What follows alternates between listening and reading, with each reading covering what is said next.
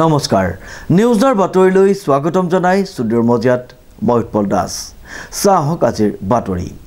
সুবনখিৰিত অবনৰী চিচাং অপেৰ সপ্তম সংখ্যক প্ৰতিষ্ঠা দিৱসটি উদযাপন কৰা হয় নিউজ নাৰেক ৰিপৰ্ট লখিমপুৰ জিলাৰ সুবনখিৰিৰ একমাত্ৰ স্বেচ্ছাসেৱী সংগঠন অবনৰী চিচাং অপেৰ আজি সপ্তম সংখ্যক প্ৰতিষ্ঠা দিৱস উদযাপন কৰে সুবনখিৰি বগুমগাঁও মুৰংঘৰত সমাজৰ বিকাশ আৰু উত্তৰণৰ দিশত নিৰবিচ্ছিন্নভাৱে কাম কৰি অহা সংগঠনটোৱে সুবনখিৰি অঞ্চলৰ দৰিদ্ৰ সীমাৰেখাৰ আৰ্থিকভাৱে জুৰুলা মেধাসম্পন্ন ছাত্ৰ ছাত্ৰীসকলক গুণগত শিক্ষা প্ৰদানত বিশেষ গুৰুত্বপূৰ্ণ আহিলা যোগাই আহিছে বিশেষকৈ জীৱন জীৱিকাৰ জৰিয়তে পৰিৱেশ সংৰক্ষণৰ বাবে মাজে সময়ে যুৱ প্ৰজন্মক প্ৰশিক্ষণ প্ৰদান কৰি আহিছে উক্ত কাৰ্যসূচীৰ লগত সংগতি ৰাখি সমাজলৈ বিশেষ অৰিহণা যোগোৱা 7 গৰাকী ব্যক্তিক সম্বৰ্ধনা জ্ঞাপন কৰা হয় সুবনখিৰিৰ আদৰ্শ খেতিয়ক আৰু ক্ষুদ্ৰ ব্যৱসায়ী ৰাজীৱ কুলিক জনোৱা হয় সম্বৰ্ধনা জুনাইত অনুষ্ঠিত কৰা মিচিং অলিম্পিকত শ্বটফুট আৰু থ্ৰ প্ৰতিযোগিতাত দ্বিতীয় স্থান লাভ কৰা মংগলচৰণ মেডকৰ লগতে সাংস্কৃতিক ক্ষেত্ৰলৈ গৌৰৱ কঢ়িয়াই অনা DID little master runners up আপোন পেগুৰ লগতে 5 গৰাকী ছাত্ৰ ছাত্ৰীলৈ জনোৱা হয়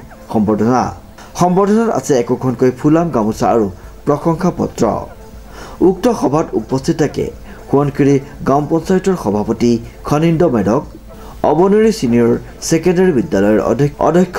ঠাকুৰ মেডক সমাজসেৱক বিশ্বেশ্বৰ ৰেগনৰ লগতে সমাজৰ কেইবাগৰাকীও বিশিষ্ট ব্যক্তি যেটো কাম কৰি আছো ৰাইজৰ সহযোগিতা পাইছো আমি লক্ষ্য ৰাখি পেলাই যেটো আমি কাম কৰিছো 2024 চনত তাত আমৰি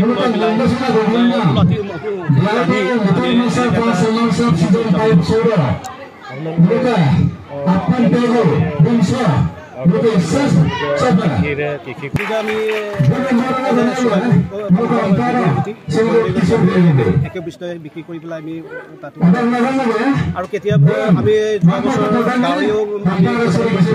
গাঁৱৰীটো কিন্তু আমাৰ দুৰ্ভাগ্য মৰি থাকিলে এইবিলাক আমি লছ হৈছে তাৰ পৰা সমস্যা প্ৰতিষ্ঠা দিৱস 2017 চনৰ আজিৰ তাৰিখতে জন্মলাভ আজি আমি প্ৰথম কাৰ্যসূচী আছিলে আমাৰ পতাকা উত্তোলন আৰু বৃক্ষৰোপণ কৰি এতিয়া আমি মুকলি হ'বলৈ আহিছোঁ আমাৰ মূল লক্ষ্যটোৱে হ'ল সমাজৰ স্বাস্থ্য শিক্ষা পৰিৱেশ সম্পৰ্কে আমি সজাগতা আৰু সচেতনতা কৰা আৰু সমাজৰ উত্তৰণৰ লগতে আমি নিজকে কেনেকৈ উত্তৰণ আৰু স্বাৱলম্বী কৰিব পাৰোঁ এই আমাৰ মূল লক্ষ্য উদ্দেশ্য আমি আগৰ বছৰবিলাকতো আমি এনেধৰণে প্ৰতিষ্ঠা দিৱস পাতি আমি ৰাইজক আমাৰ বৃহত্তৰ অবনৰী অঞ্চলত আমি এনেকুৱা সজাগতা সভা পাতি আমি আহিছোঁ আৰু ভৱিষ্যতে আমি কৰি যাম আমাৰ মূল লক্ষ্য উদ্দেশ্য